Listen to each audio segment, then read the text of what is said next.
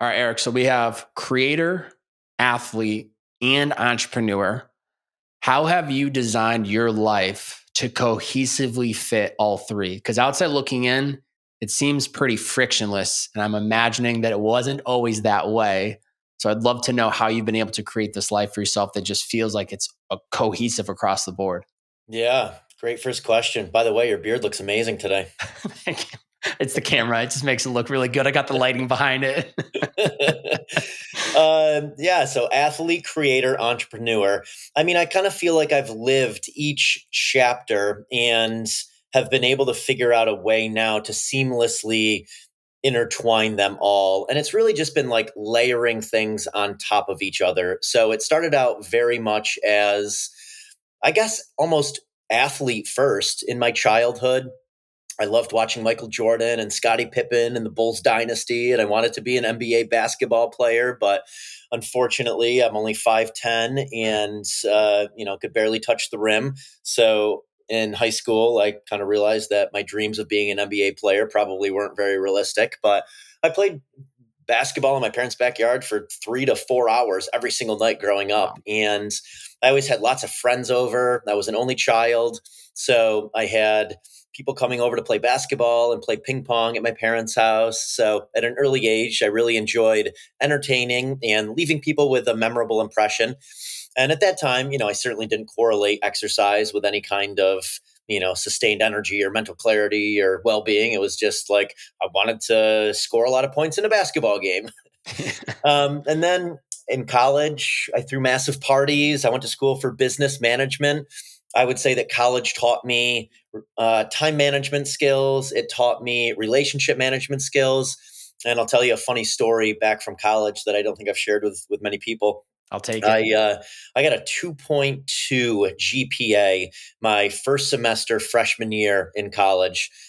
I didn't drink at all in high school. Like I was forbidden from going to my friends' houses where my parents knew they were, hosting parties and having alcohol. So, maybe I had consumed a beer, before getting to college. So I get to college and all of a sudden it's just like no restraints, no rules. Like I can do what I want. So I got into partying early in college and I was the life of the party Wednesday, Thursday, Friday, Saturday, and Sunday. Yep.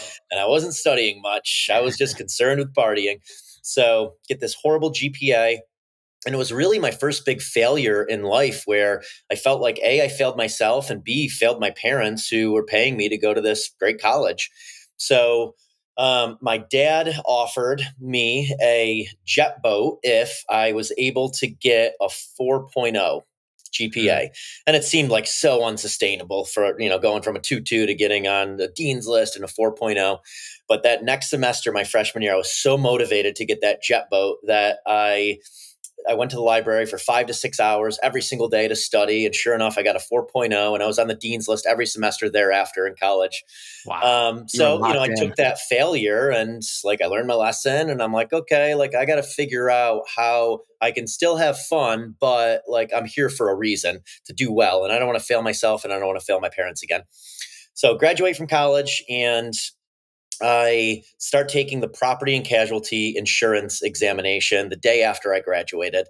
And my father was the manager of a small mutual insurance company in upstate New York. So I grew up watching him lead people and watching him in the insurance industry. And, he painted this picture for me early on of, how I could create an asset selling insurance, how I could create residual income. And all of it was pretty appealing to me.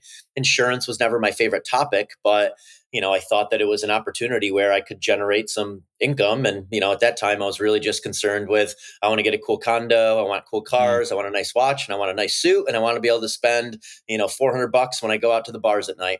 Yep. So I got there.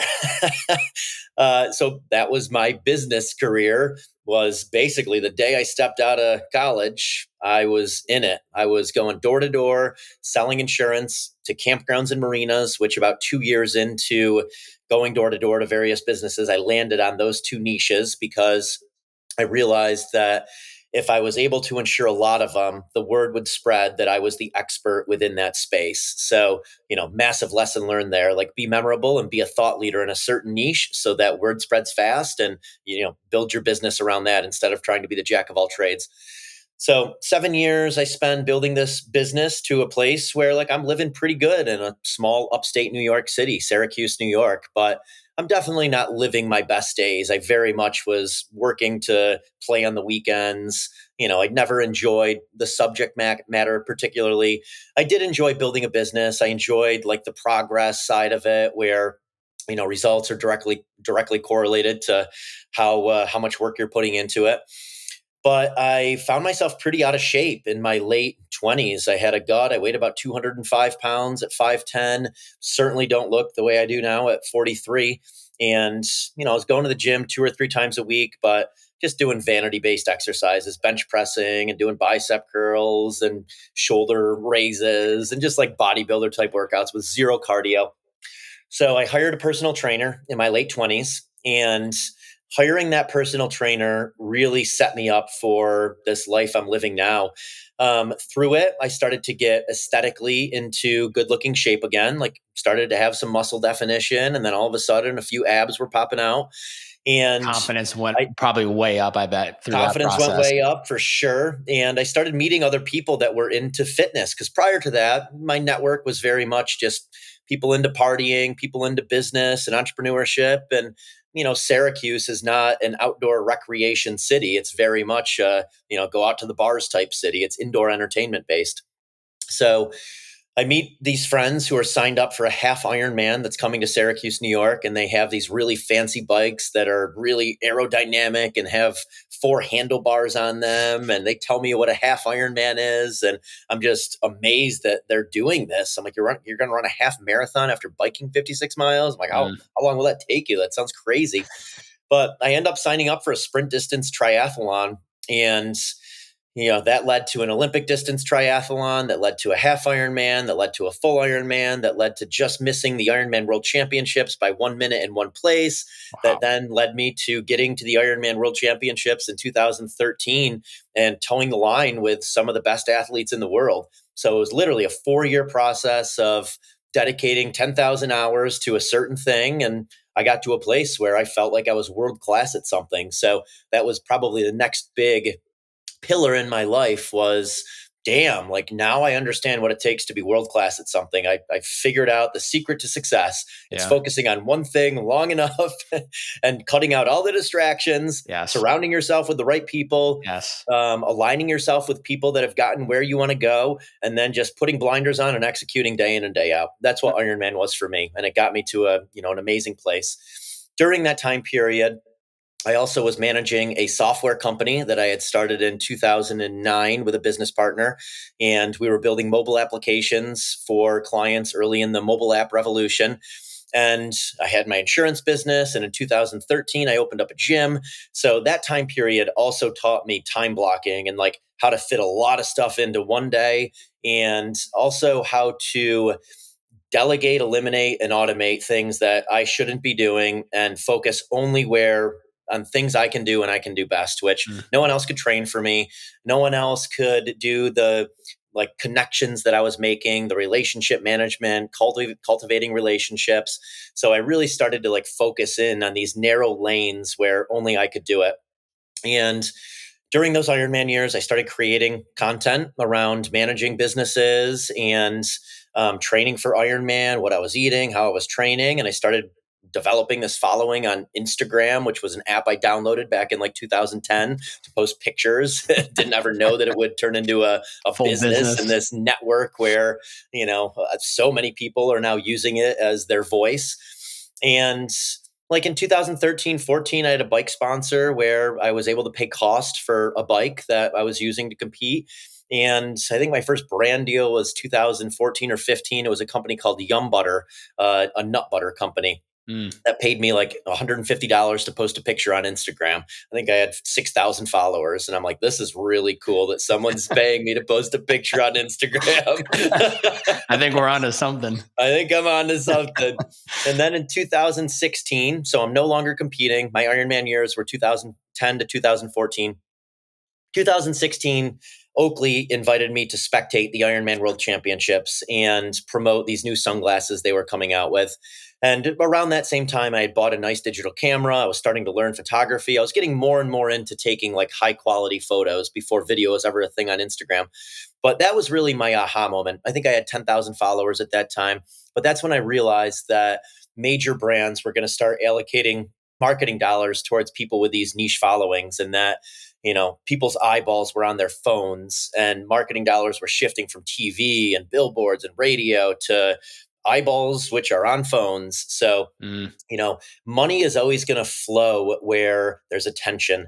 And the most attention now is spent on phones and specifically social media apps. So it was really then that it was the aha moment of, holy shit, this is an opportunity for so many of us to create our own value proposition with our social media followings. And if there's eyeballs on us, then marketing dollars are going to flow into that. So I learned photography, and I started thinking like every single post, how can I add value? How can I evoke emotion? What is in it for the audience? Why would they want to consume this? I started thinking about that. And prior to that, I wasn't thinking about that at all. It was just a highlight reel of like, hey, look at the cool place I am and the cool bike I just got.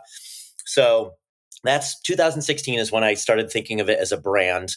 And then in 2017, I moved from Syracuse to Denver, Colorado. And all of a sudden, like I'm just in this giant playground, playing in nature. It's this beautiful place that begs you to be outside. So I'm exercising outside all the time. I'm documenting my life. I'm creating content around it. And around that same time, I also realized that I could offer a lot more to brands than just posting a picture and getting paid to post a picture. I've built businesses. I understand marketing. I opened restaurants. I opened a gym. Like I understand how to create experiences for people. And I've met a lot of people along the way, people in business, people in software, people in wellness, investors. And I'm like, I have a lot of different things I can offer to these brands. I just need to figure out like, how do I package that? Mm. And who is the perfect client for that? So, today I sit here and I've really landed on, I build brands, specifically early stage wellness brands. And, I understand how to build brand ambassador programs. I understand who the thought leaders are in the wellness space.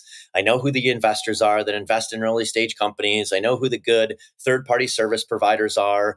And I know what my audience is interested in consuming from me. And I've always had a passion for the latest and greatest. So Mm. I like finding up and coming companies that I perceive to be, someone who's going to have a hell of a brand in 5 years from now. But right now it's just like a really early stage. And Hidden I want to gems. help them become that, overnight success story 10,000 hours later. Mm. So that's how I've blended them all together. So it was kind of like playing in my parents' backyard to, building an insurance business and then a software business and then gyms and then restaurants, entrepreneur, and then Ironman through those same years, and then creator through the Ironman years. And now, it's just very seamless of blending all three together. And like I know who I want to interact with every day. Like I Yeah. know who my tribe is. I know where to be. Like that was the main reason why we were in Austin and we're going to build a place in Austin, is because I wanted to be in the mix with people I perceive to be creating the future of content, the future of media, the future wellness brands, investing in the future wellness brands. A lot of them are in Austin right now. And I love Austin. I think it's an amazing city, and the people there are so open to collaborating. Yeah, it's beautiful. That has felt like the most welcoming community here since moving here back in September. But something you said about like explaining even just that moment from selling insurance to what people can't visually see or hear through you kind of describing the last 10, 15 years, which you share so much on your Instagram, which I love, is like the 28 version of you versus the 43, right? And that Eric is a completely different person, right? And that's just looking outside, looking in. But then hearing this, you recognize that there was a lot of growth.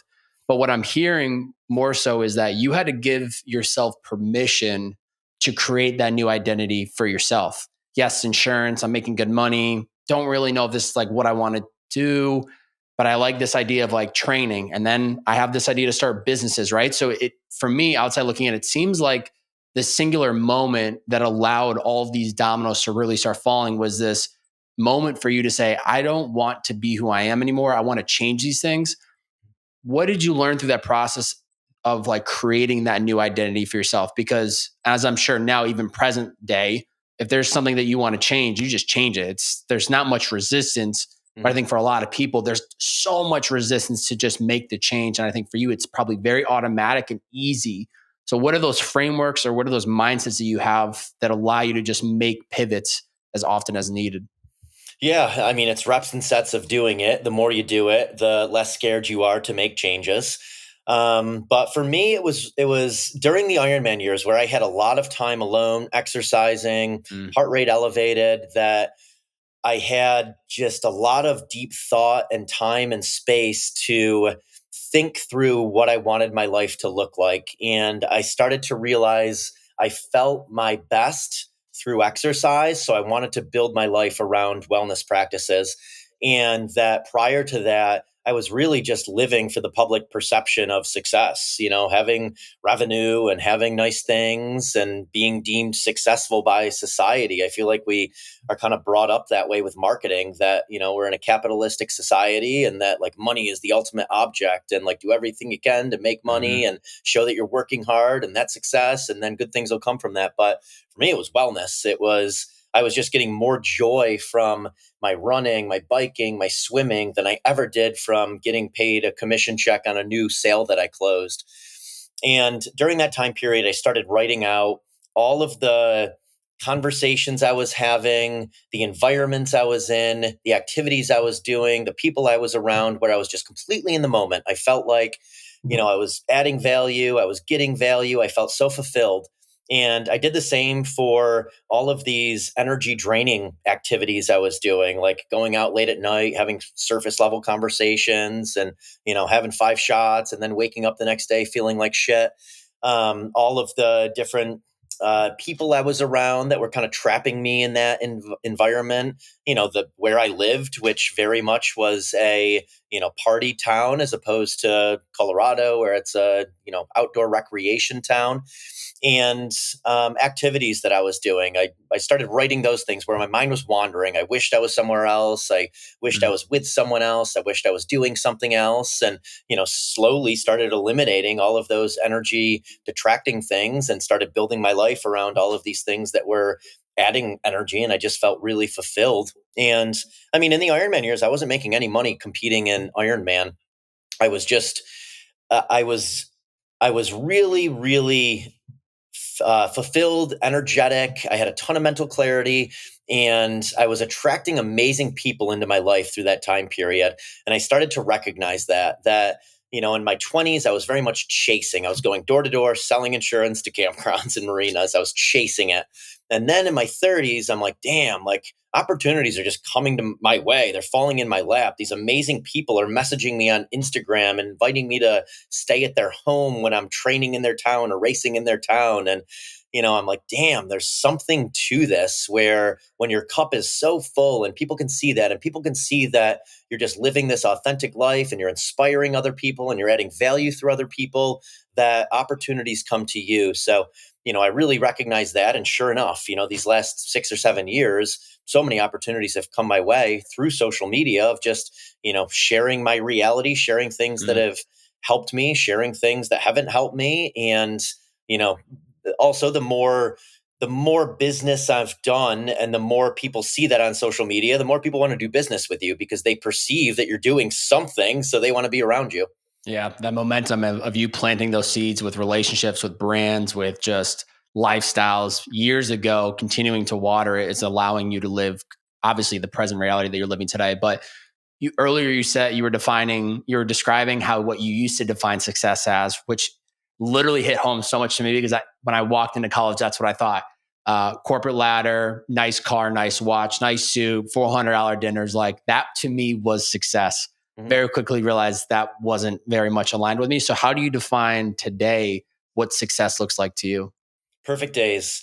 am I fulfilled in what I'm doing? Am I around the people I want to be around? Do I have enough time in my schedule to be able to, work out in a gym for 90 minutes and mountain bike for 60 minutes? Do I have access to sauna and cold therapy? Am I growing? Progression for me is a huge part of what fuels my happiness. So I want to be progressing in something. So building businesses, helping others build businesses, CrossFit, signing up for Leadville every year. Yeah, I mean, just like Leadville, designing. give people context for those who don't know that may listen and go, what is Leadville, please? Yeah, Leadville is for me a 104-mile mountain bike race in August of each year that I do, but it's also a 100-mile running race that many do, and they have a whole Oof. series called Leadman, which is 5 various endurance races over a 5-week period. I actually didn't know that. That's really interesting. Yep. Yeah, I Did have a not number of realize that. friends doing it this year. Yeah, it's funny how normalized a lot of these things are for me now. When you're, let's say, like in Austin, like hanging out with the top meat podcasters, like it's normalized that Yeah. they have these massive audiences. Where being in Colorado, it's normalized for me that everyone does Leadville, everyone does like a 50K every year, everyone's an endurance athlete in Colorado. Yeah. um, but yeah, I mean, ultimately, it's perfect days. Mm. I was able to figure out how to live my perfect days and how to feel fulfilled and who I want to be around and what I want to be doing. And that for me is success now, is just continuing to live out those perfect days. And within them, like, I have obstacles and I'm creating hardship for myself. So when bad things in life happen, I'm prepared for them better. And I also know through these perfect days and the things I have built into them, if I am knocked off my rocker, I know how to get back on it pretty quick and how to get back to a positive mindset and good energy. Yeah. Can you share a little bit on? I know I've read you are big with like scheduling your day, and more so you talked about, I think in the post that I read, where, if you want to make a habit become your reality, you schedule it in until it becomes automatic on autopilot. Now it becomes second nature, right?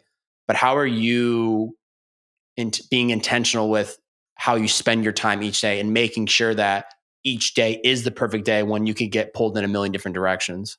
Yeah, I mean, time blocking is the easy answer where, you just have certain time blocks set up for certain things that you want to achieve and certain things that you want it built into your day every day. So for me, 6 a.m. until 8 a.m. is generally slow, planning out my day. Also doing something that I probably can't get to later in the day. So if I have something that's going to take 30 minutes, I'll often do that in the morning because I know the rest of my day is going to be lots of messages and there's other things built into it where I might not get to something that I can spend 30 minutes on. Workout every single morning from 8:30 until about 10:30 is built in, and that's often with other people. I'm inviting people to come and join me for these morning workouts, so I also get that human connection time, or meeting new people time, which I enjoy meeting new people and have long preached meet at least one new person every single day, and Mhm. over time that'll equate to a big network that creates opportunities for you. After that, it is grabbing a bite to eat. At home, it would be going home and just making some eggs and fruit and honey. Here, I've been going to Sun Life Organics in Austin every day, and there's a Sun Life Organics as well in Miami. So I've been going to Sun Life here. So Nice. eating for me is on autopilot. I eat pretty much the same things each day at the same times, and it's very simple. Eggs, fruit, honey, or some kind of smoothie or smoothie bowl is generally my breakfast and lunch each day. And then I schedule a lot of my calls, podcasts, meetings, calls with brands from about 10:30 until 1:30 every day. So I have a 3-hour work sprint when I know I'm going to be the sharpest right after that morning workout. I'm going to Mm. have lots of energy. My mind is going to be clear, and I can show up as the best version of myself for all of those calls. And then after 3 hours, I start to fade a bit. So when I'm in Colorado, that generally it means I'm going off into the mountains, in nature, in the sun, and I'm getting in 60 to 90 minutes of aerobic activity.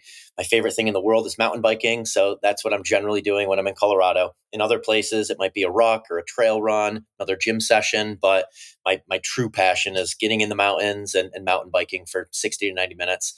And that also is like my moving meditation time. I do that solo, and that's about the only time when I'm not talking to people or interacting with people, and I need that every day just to like make something of all of these dots I collect over time. So I tried to build that into every single day.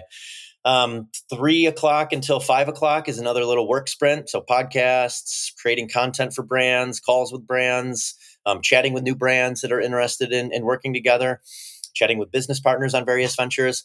And then 5 until 6:30 every night is contrast therapy, going from a hot sauna to a cold plunge. 3 rounds generally of about 20 minutes in a sauna, and then 3 to 5 minutes in cold water. We have ice barrels back in Denver that we use.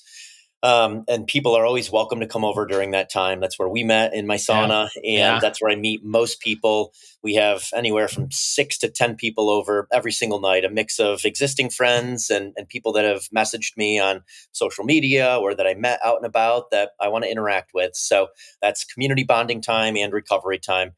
Multitasking without multitasking is what I call it. And then afterwards in Colorado would generally be cooking at home, and some people end up staying. I love communal dining, so I'll smoke some meat on our Mm. smoker at home.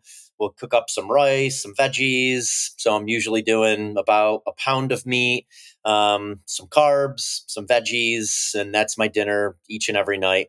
And then about 45 minutes after dinner, so let's say 8 to 8:45, people have left. So I'm winding down with my girlfriend Sarah. We're watching YouTube, trying to learn something, and then by 9 to 9:30, lights out. We're hitting the hay, sleep by 10, and then up again the next day at 6 a.m. Rinse and repeat. That's when we're at home. Obviously, it gets varied if I'm traveling. Like in Miami, it's been a little different than that, but that structure generally stays pretty much the same regardless of where I am. It's unbelievable how much inner peace it gives one when you have your day designed so that you know what you're supposed to be doing and when. I Yep, think outside looking in, for a lot of people, it's like, well, isn't that boring? You're eating the same meals, you're waking up at the same time. It's like, it looks like boring to you, but to me, and I'm sure to you, it's accountable, it's consistency, it's creating the perfect day that like is aligned with you. So it's, I'm the same way. Like I know what I'm doing and when, and I think it just helps me go on autopilot mode throughout my day and not think about that energy of when am I going to do this? When am I going to do that? It's like, no, it's already very much aligned in my schedule. I don't even have to think about it. But how do you maintain that consistency and discipline even while traveling? Right. So for you, you were in Austin for 2 months. You finally, get into that rhythm and routine. You're consistent, and then boom, your environment changes. Now you're in Miami. Later this week, you're in Minnesota. Then you're going to be back in Miami. Then to Austin. Then to Denver. I'm curious how you mentally can compartmentalize, like not missing a beat, even when you're changing time zones or completely changing the physical environment that you're in. for sure. So just going back to the kind of autopilot, sounds boring topic, what I've realized, and I think many of us have probably realized, is thinking takes a lot of energy, just So like much. exercising takes a lot of energy. If you go on a 30-minute run, you're pretty fresh afterwards. You go on a 2-hour run, you're not so fresh anymore. And it's the same with thinking. If I can put a lot of things on autopilot that I don't want to think about, it gives me a 3-hour window to have a podcast and be super on for 3 hours. Where if I'm thinking about, like, when am I going to eat? What am I going to eat? Where am I going to go tonight? When can I get my workout in? Like, all of that requires energy. So you're not going to have as much energy where you want that output for some kind of cognitive task. So that's what I've really realized over time, is if I can dial in all of these things that I don't want to make decisions around, all of a sudden I have that energy that I can utilize for calls with brands and new brands and podcasts, and I can be super on for that time period. As far as keeping the structure when traveling, um, many of the things I'm traveling for are they coincide with my life. I'm going to Minnesota for sauna camp. It's going to be built around exercise, jumping into a freezing cold Minnesota lake and getting into a hot sauna, and people are coming there to do that with me. I'm meeting new people and doing that, and I have a chef coming in who's going to cook single ingredient foods. So, like, I mean, that is my life right there. It just so happens that there's a business opportunity around it. Same Mm. with the founders only retreats that I do. Like, you're not going to find me traveling to Mexico to go sit on a beach and drink margaritas. Like, I'm saying no to that. I'm saying no to any things where I'm like, that doesn't really align with how I want to live my day. So, Mm. like, with the travel, I'm staying at places where I know I have access to the things I want access to. Like where we're staying here in Miami, it's a friend's house. In his building, he has a sauna, a steam room, he has a hot tub, he has a cold plunge.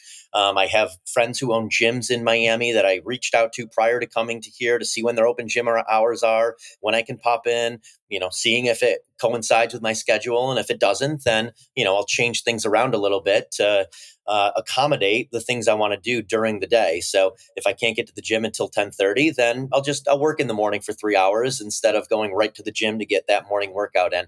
So I'll rearrange things, but I generally have built-in access in these different places I'm going, even to the point where if we rent an Airbnb, I'll make sure it has a bathtub so I can at least take a hot Epsom salt bath while I'm there. Mm. And, if I go to Kauai and I might not have easy access to a gym, I'll ramp up my running before it so that I have running built into my mental routine of like, you can just go out for a run 5 days in a week and you can get, your exercise just running. I'll do burpees while I'm on the run. So I get a little strength training and I, up my heart rate a little bit more than just an aerobic run. So I stick to the same structure and I literally seek out restaurants and places where, I know that I'm, again, not going to have to make decisions around the things I don't want to make decisions around. I want them weaved into my day to day. And I've also been able to cultivate communities in a lot of these places I travel to. Austin, now have an amazing friend group there. In Miami, Yeah. a great friend group. In New York City, a great friend group. In LA, a great friend group. So in a lot of the places I go, I have access to people that I enjoy being around as well. So I have that flow state conversation component down as well. Man, it's beautiful. You mentioned something, I think founders dinners or something along those lines, but you're someone that I know has a lot of relationships with a lot of different founders of a lot of different companies.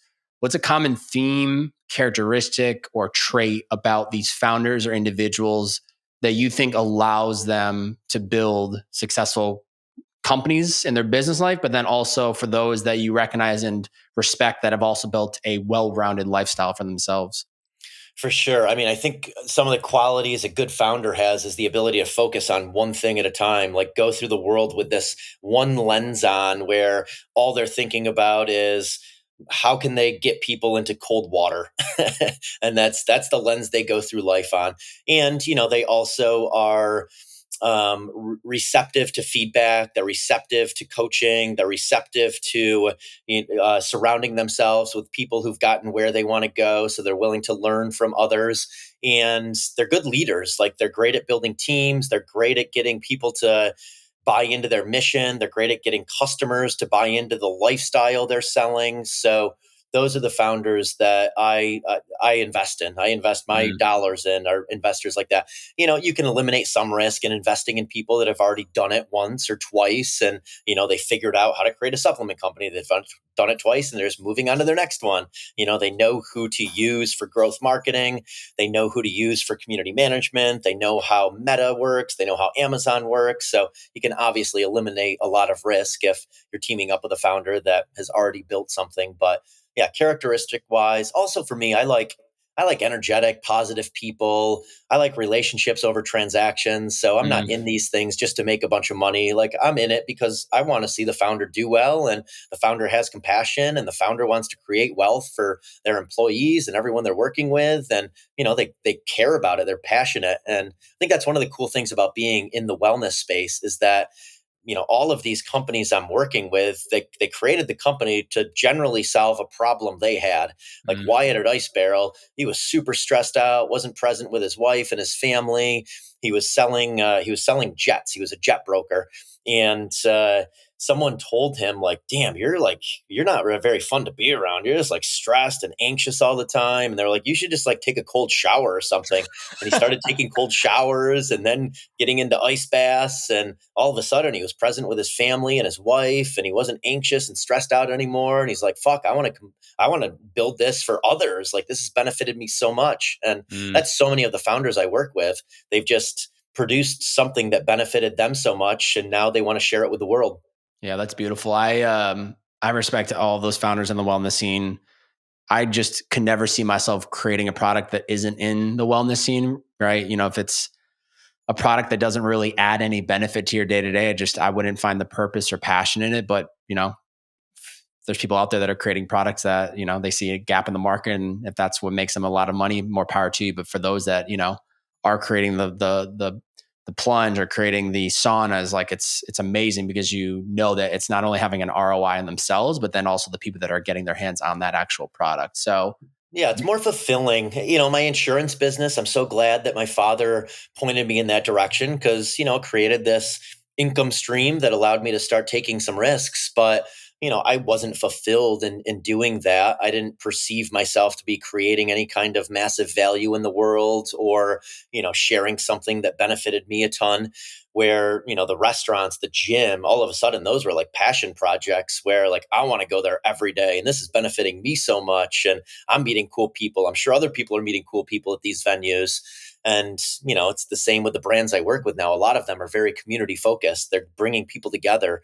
We're in Miami because we were at Wadapalooza where Ice Barrel had booths set up and they had thousands of people that passed through and got in their ice barrels this weekend. And all of them afterwards were just like elated, their world was just, it made them feel better. So I love those types of companies and building those types of brands and working with others that are building those types of brands instead of just figuring out a way to make money. It's so much more fun when you know that you're doing something that benefited you and is benefiting others. yeah, it's beautiful. You mentioned your girlfriend Sarah earlier in this podcast, and I'm curious.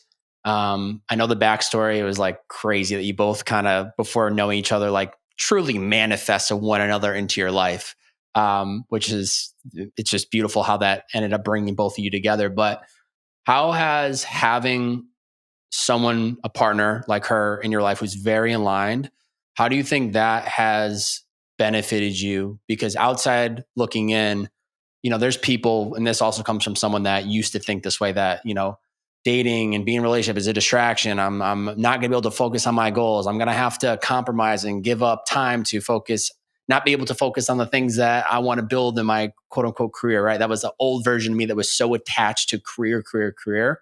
How has having Sarah in your life benefited you in all aspects of your life? Yeah, well, I mean, I think is the sum greater than the parts is the equation that you Mm. want to look for in someone who arguably you're going to spend the most time of your life with.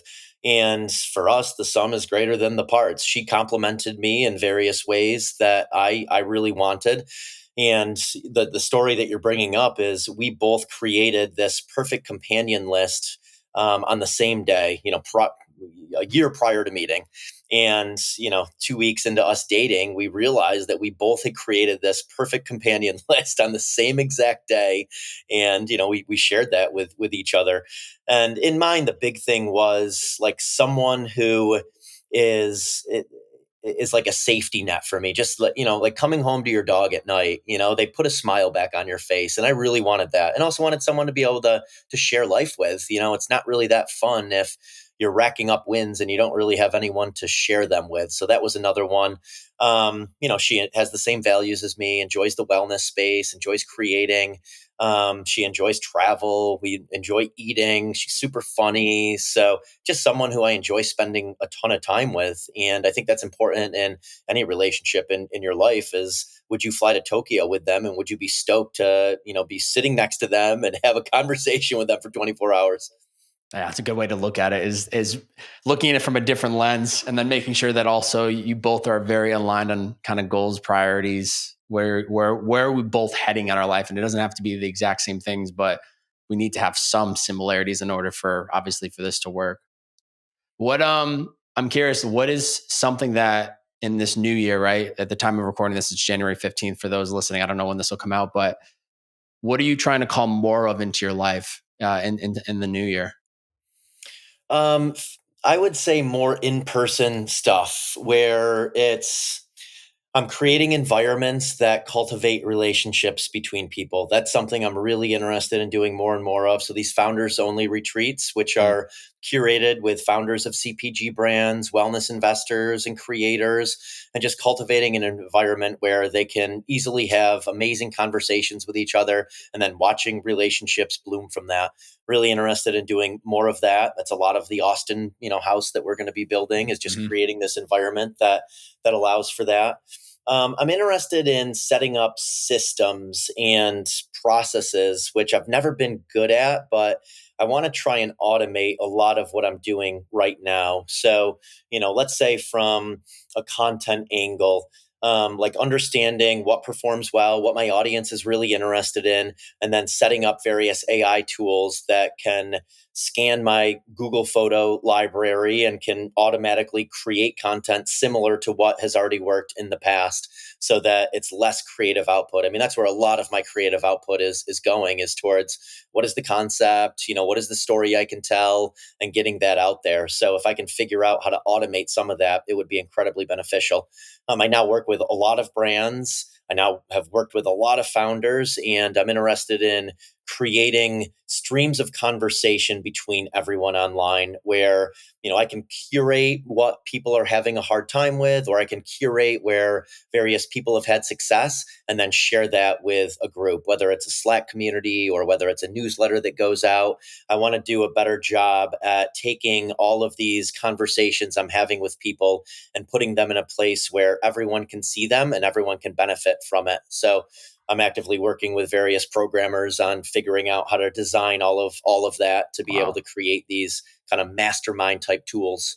Wow. Yeah. I think even just having that experience with you, meeting you through the sauna, or we met on Danny's run club, but then through the sauna session, and then the one that, the last one, I think the end before you moved out, it was crazy for me to hear that in the course of 2 months, you had brought in over 350 people to that sauna, and you did the math, and it was almost like a daily like routine for you, which I know, as you mentioned earlier in this conversation, like it's like bringing in two things at once. I like saying killed two birds with one stone. I forget what the way you described it. Um, but outside of like, obviously there is, like you had mentioned also, there's these benefits that come from planting seeds and things kind of come to fruition at some point. What inside you is making you just continue to want to create these containers, I would call them, in spaces, because you could easily at the end of the day say, you know what, I've been so busy with calls, brands, training, workouts. I need some solitude time. Eric needs a 60-minute sauna session by himself, but you're always cultivating and bringing people together. It takes a lot of energy and effort.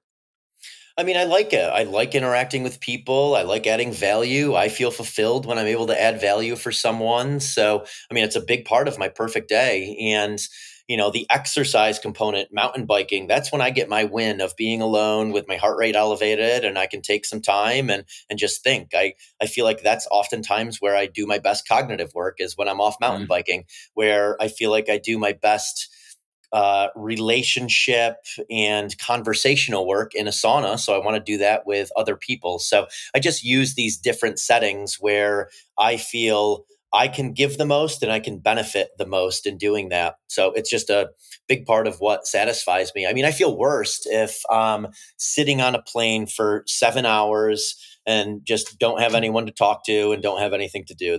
That's where I don't do. That's where I do the worst. Or if I don't feel well and I'm cooped up in a house all day and I'm just like scrolling through social media, that's when I feel worst. So Yeah. I try to avoid any kind of scenarios where I just feel stale and I don't feel like I'm growing. I don't feel like I'm adding value or getting value. I'm not embracing any kind of discomfort. Like those settings are where I just don't feel like I'm thriving. So I avoid them and I do things where I feel like I am thriving. Yeah. What are your best ways to learn? Right? Like, are you someone that's constantly trying to carve out time to read? Are you learning through podcasts? Are you clearly learning through experience? Are you learning through conversations? What's the best avenue for you to learn and grow? Yeah, the best avenue for me to learn and grow is conversations. I mean, I learn the most in those 90-minute sauna sessions. Mm. I just did one before, jumping on with you. The founder of Hive was here at the building that we're staying at, and I was learning all about the beverage industry and how it's the alcoholic beverage industry and how it's a three-tiered system, and what the distributor's role is and what the sales rep's role is, and how you get into a nightclub venue and how you get into a stadium. Wow. So I just got, business 101 on a beverage brand from sitting in a sauna with him and asking questions. So that's honestly where I get the majority of my information and knowledge is sauna sessions with people. Second to that would definitely be YouTube and podcasts. Mm. I generally don't have long blocks of time where I'm tuning into something unless I'm on a plane or I'm driving somewhere. But 45 minutes every single night, I watch YouTube. And when I'm watching it, it's generally some kind of podcast that I'm listening to that I'm trying to learn from. Give me top 2 or 3 podcasts, shows that you've listened to in the last 6 months. Top ones I've listened to. I enjoy tuning into Huberman for sure. I enjoy tuning into, the big names. I'll listen to Joe Rogan's podcast. Oftentimes I'll search people and that I'm interested in learning more about. So like Jesse Itzler, for example. Oh, Jesse fascinates me with all of the businesses he's created, all of the communities he's created. I'll just search his name and I'll listen to podcasts that he's been on. Alex Hermosi, I've been consuming his content lately. I feel like he is really good at dissecting various successes that he's had and breaking them down into executable steps of how you do it. I really like Sahil Bloom a lot. Sahil has become a good friend. So I'll read his newsletter every single time he puts the newsletter out. And then I also love the CPG world. I don't know his last name. I just met him recently, but this guy, Nate, who puts out a CPG newsletter of kind of all the latest and greatest CPG brands out there. So I'll read that newsletter when I get it. But those are the top ones that I'll listen to. Chris Williamson, for sure. Been listening to him. He's had some amazing guests on lately, but I'm interested in Sam Parr. I've been listening to a bunch lately. So I think that's called My First Million My First podcast. Million. We literally listen to episode after episode driving from Austin to Florida. So his has been really cool because I'm in the stage right now where I'm interested in building businesses right now where, 4 years ago, I was more interested in athletic performance and CrossFit and exploring Colorado. So, I kind of feel like these next 3 or 4 years, I'm real interested in building businesses. And then I'll probably be on to another chapter after this 4-year stretch. But right now, I'm really interested in just delegating, automating, eliminating, business opportunities and doing things in my lane where I feel like I can add a lot of value. Yeah, I'm happy you mentioned Jesse Itzler because I was just listening to a podcast with him last night, and it was a phenomenal conversation. I'm only like 30 minutes in, but I'll have to send it to you. And I'm surprised that haven't you connected with him before yet, or no? I met him very briefly at Running Man this year in Georgia. But no, I haven't spent any significant time with him. I would love to, and I'm sure at some point I'll get the chance I feel like to. that's bound to happen. Your guys' worlds are very intersected. I think it's just a Very matter of intersected. timing before you connect with him. He's someone he's had a lot of life experiences and he's great at telling stories. And those are the types of people I enjoy being around. People who've had lots of cool life experiences. They're really passionate and they're great at telling stories around their life experiences. Yeah. This is a selfish question coming from someone who just turned 30 back in December. What's one advice you'd give yourself to the 30-year-old young version of yourself at 30?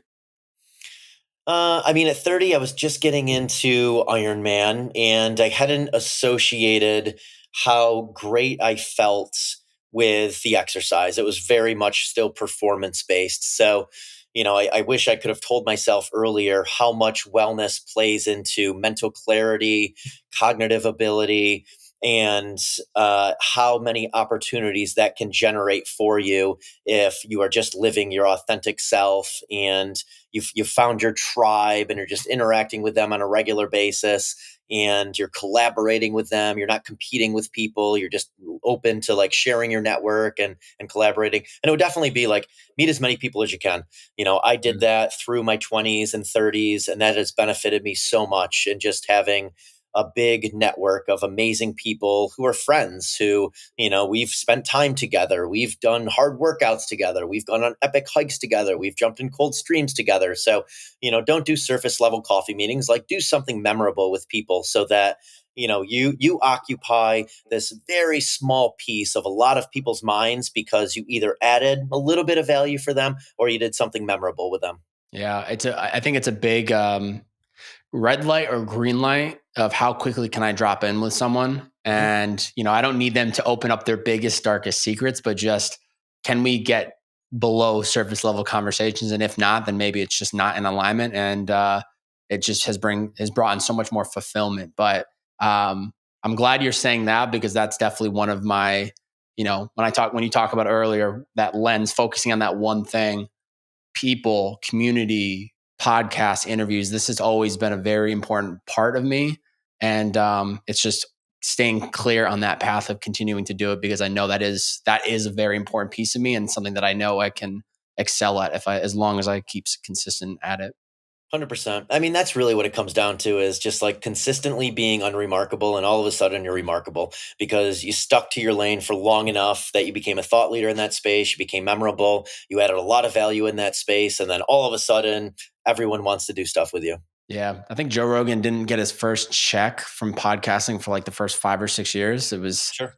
just the long game, just planting that seed, staying consistent, and trusting the process of it. In closing, I always allow the guests to put a challenge out there. So if someone's listened in, they made it through the last 50 minutes of this conversation, what is one challenge you have for the listener after they wrap up listening to this episode? Do 50 burpees for time and let me know what your time is. Or I'm sorry, 50 burpee pull-ups for time and let me know what your time is. make sure you capture the content and then tag Eric and me so that we can actually see this. I'll give you something that I think is widely applicable. Incorporate one big obstacle into your life every single year that you have to backtrack your way into succeeding. That's benefited me so much over the years. And, I didn't really realize what it was until, more recently, the Ironman years. I thought it was just, I wanted to get to a high level. I wanted to see what I was capable of.